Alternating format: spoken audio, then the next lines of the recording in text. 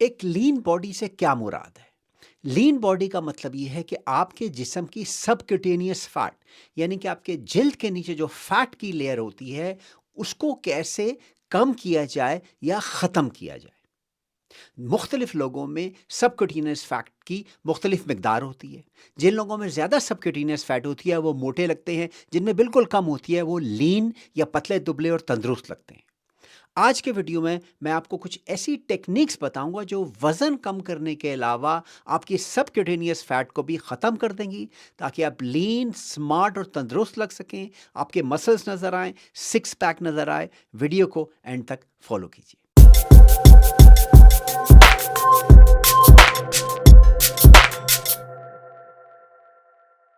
अब ये कैसे पता चले कि आपकी सबक्यूटेनियस फैट कितनी है? इसके लिए सोफिस्टिकेटेड मेथड्स हैं। आप डेक्सा स्कैन करा सकते हैं, आप जो है और सोफिस्टिकेटेड तरीकों से मालूम कर सकते हैं, लेकिन सिंपल सा तरीका है कि चार्ट मैं आपके लिए ऊपर छोड़ रहा हूँ। इस चार्ट को देख लें तो आपको खुद ही अंदाज़ा हो जाएगा कि आपकी बॉडी की शेप क्या है। आपकी बॉडी के अंदर 30% आपका बॉडी फैट परसेंटेज है, या आपकी बॉडी फैट परसेंटेज 3% है। आप इसको कितना कम करना चाहते हैं? अगर आप 30 से इसको 20 से 10% लाना चाहते हैं, 10 से 8% लाना चाहते हैं, तो उतनी ही आपको मेहनत करनी पड़ेगी, और उतनी ही जो है आपको अपनी बॉडी पे, अपनी डाइट पे, अपनी कैलोरीज पे तवज्जो देनी पड़ेगी। मेहनत के बगैर, कंसिस्टेंट एफर्ट के बगैर आप अपनी लीन बॉडी मास को जो है कम नहीं कर सकते। एक बात याद रखें, इसका कोई शॉर्टकट नहीं है। अगर आपकी बॉडी फैट परसेंटेज 30 है, तो उसको आपको पहले 20 करना पड़ेगा, 15 करना पड़ेगा, 10 करना पड़ेगा। ये एक ग्रेजुअल प्रोसेस है। लीन लगने के लिए पहला स्टेप है डाइट। आज जो मैं डाइट आपको बताना चाह रहा हूँ, जिससे आपकी सबक्यूटेनियस फैट मेल्ट हो जाएगी और आप लीन लगेंगे, वो है ketogenic diet plus intermittent fasting. ये दोनों चीज़ें आपने कंबाइन करनी है, और इसको फॉलो करना है 6 हफ्ते 8 हफ्ते तक, ताकि आप रिजल्ट्स को देख सकें। मेरा नाम डॉक्टर सुहेल अनवार है।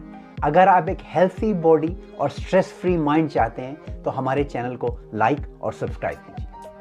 पहला ये देखें, कीटोजेनिक डाइट क्या है। कीटोजेनिक डाइट का मतलब है वो डाइट जो आपकी बॉडी में कीटोन्स पैदा करे। कीटोन्स कब पैदा होते हैं? जब आपकी फैट मेल्ट होती है। फैट मेल्ट करने के लिए कीटोजेनिक डाइट का प्रिंसिपल ये है कि आपने अपनी कार्बोहाइड्रेट को बिल्कुल लो कर देना है। कार्बोहाइड्रेट को लो करने से क्या मुराद है कि 20 ग्राम कार्बोहाइड्रेट एक दिन से आपने ज़्यादा नहीं खानी।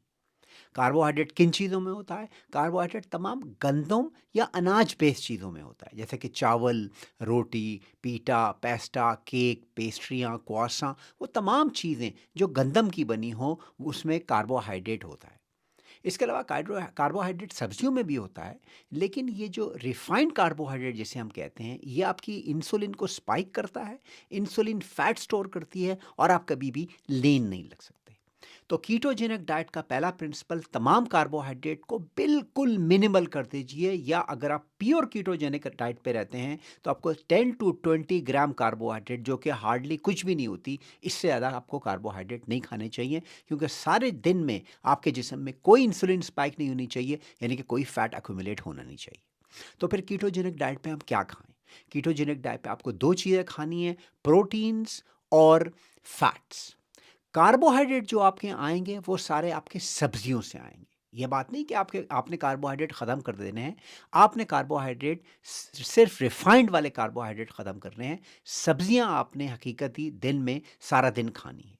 सब्जियों में सलाद के पत्ते, उसके अलावा हर किस्म की सब्जियां, गोभी हो गई, गाजर, मूली, खीरे, टमाटर, ब्रोकली, ब्रसल स्प्राउट्स, आलू भी कुछ हद तक, स्वीट पोटैटोज़ या जिसे शकरकंदी कहते हैं, ये तमाम सब्जियां as a matter of fact अपने अपने खाने का आगाज़ ही सलाद से करना है। दिन में 4-5 बोल्स आपने सलाद के खाने हैं, ताकि आपका पेट सलाद से भरा रहे। जब आप सलाद खाते हैं तो आपकी एपेटाइट कम हो जाती है। दूसरी जो चीज़ें आपने खानी है, ऑब्वियसली प्रोटीन्स और फैट्स। प्रोटीन आपने जो प्रोटीन आपको पता है कि जैसे गोश्त में होता है। अब गोश्त आपने खाना जिस पे थोड़ा सा फैटी कट हो। बस ये नहीं कि चिकन ब्रेस्ट के बजाय अगर आप चिकन लेग खाएं जिसमें थोड़ा सा फैटी कट है, तो ना सिर्फ उससे आपको प्रोटीन मिलेगी, बल्कि उसमें अच्छे वाले फैट भी होंगे। इसी तरह मछली, आपके बजाय कि हर मछली खाएं, अगर आप सैमन या सार्डीन खाएं, तो उसमें कुछ फैट भी होती है।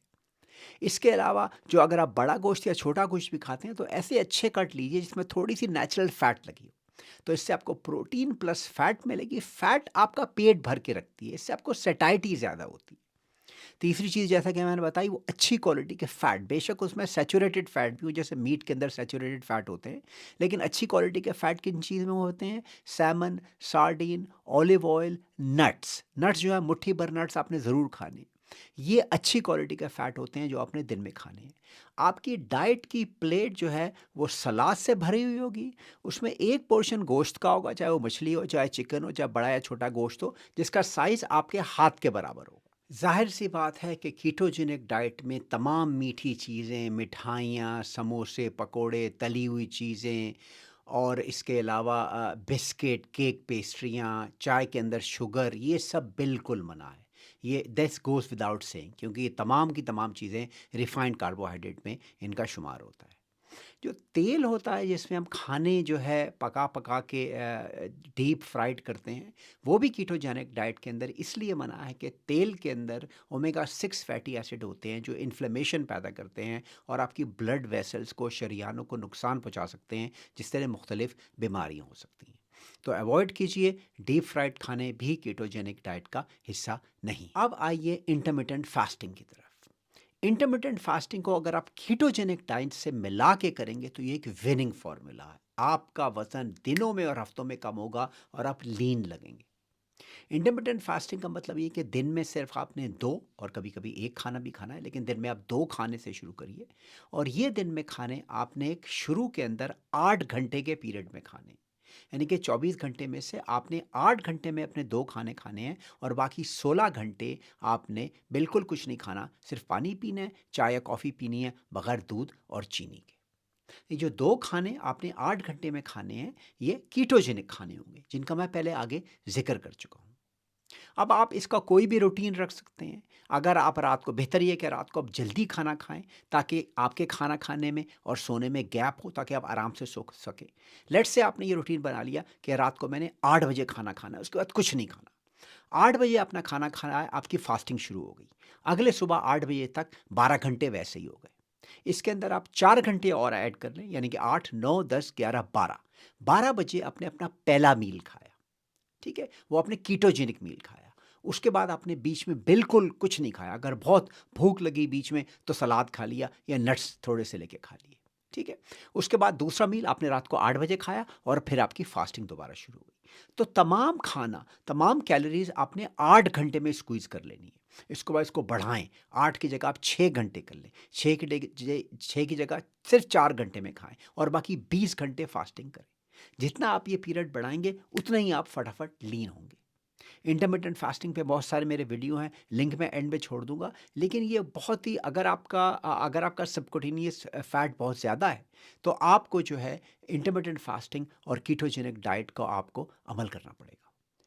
लीन लगने के लिए दूसरा स्टेप है एक्सरसाइज। बगैर एक्सरसाइज के आप भूल जाएं कि आप लीन लग सकते हैं। एक्सरसाइज भी इतनी ही अहम है जितनी कीटोजेनिक डाइट और इंटरमिटेंट फास्टिंग का कॉम्बिनेशन। दो तरह की एक्सरसाइज आपने करनी है। पहली, कार्डियो।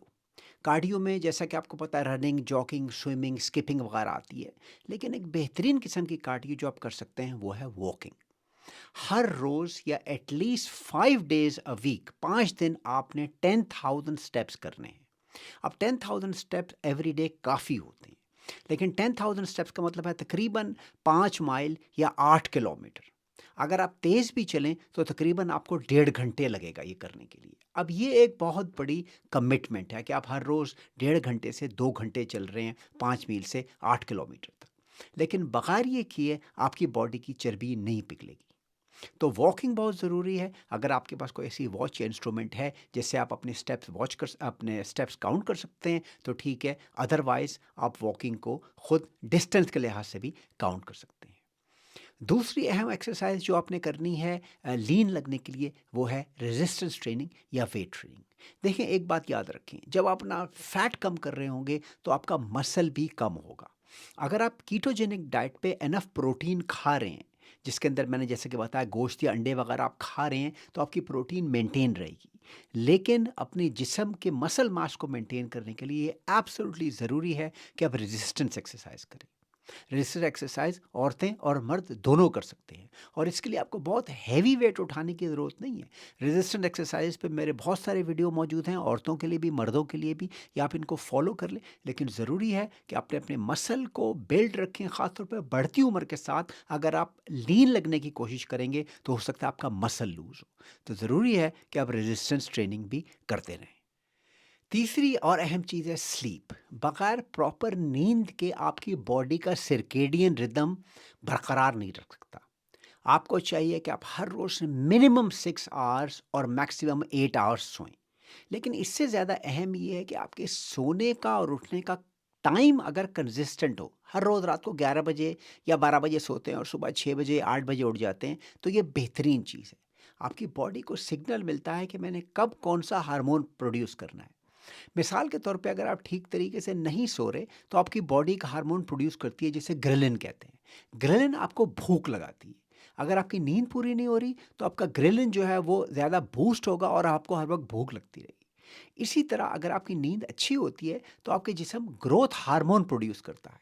ग्रोथ हार्मोन आपके जिस्म के अंदर मसल को बरकरार रखता है और फैट को लो रखता है। तो बहुत अहम है कि आप हर रोज़ अपनी नींद पूरी करें, अपने मोबाइल्स को, लाइट्स को अपनी आंखों से दूर रखें, एक ही टाइम पे सोएं और एक ही टाइम पे उठें।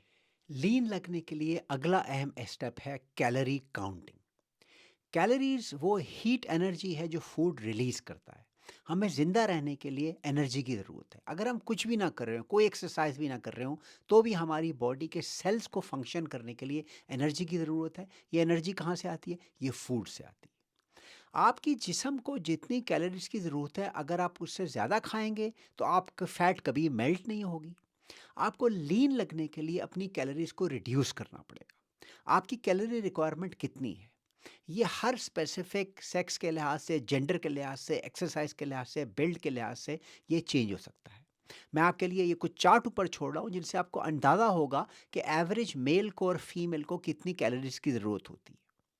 कैलोरीज कैलकुलेट करने के लिए मैं नीचे कैलकुलेटर भी छोड़ दूंगा डिस्क्रिप्शन में, जिसे आप अपनी कैलोरीज आराम से कैलकुलेट कर सकते हैं। लेट्स से कि आपको 2000 कैलोरीज की ज़रूरत है हर दिन। अगर आप वेट लूज करना चाहते हैं, चाहे आप इंटरमिटेंट फास्टिंग भी कर रहे हो, लेकिन अगर आप 2000 कैलोरी से ज़्यादा खा लेंगे तो आपका वजन कभी भी कम नहीं होगा। आपको एटलीस्ट 1700 या 1600 कैलोरीज खानी पड़ेंगी हर रोज़ ताकि आपका वजन कम हो। तो इंटरमिटेंट फास्टिंग में भी लेट्स से कि आप 8 घंटे में खाना खा रहे हैं, उस 8 घंटे में अगर आप 2500 कैलोरीज खा लेंगे तो आपका वजन तो बढ़ेगा, कोई फ़र्क नहीं पड़ेगा इंटरमिटेंट फास्टिंग से।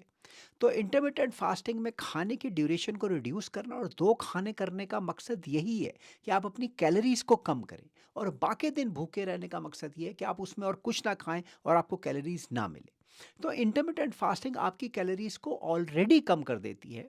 लेकिन ये मैं इसलिए आपको बता रहा हूँ कि आप इस बात का ख्याल रखें कि ये नहीं है कि सिर्फ अगर आप 6 घंटे 8 घंटे दिन में खाना खा रहे हैं तो अब इसमें इतना खाना खा रहे हैं कि आपकी कैलोरीज काउंट हो जाए, बढ़ जा रही है। आखिरी और अहम चीज़ है कॉफ़ी का इस्तेमाल। कॉफ़ी एक मिरेकलस चीज़ है जिसको आप प्रॉपरली इस्तेमाल करके अपना वज़न कम कर सकते हैं। कॉफ़ी से आपका कैसे वज़न कम होगा? लिंक मैं ऊपर आपके लिए छोड़ रहा हूँ। आज का वीडियो देखने का शुक्रिया।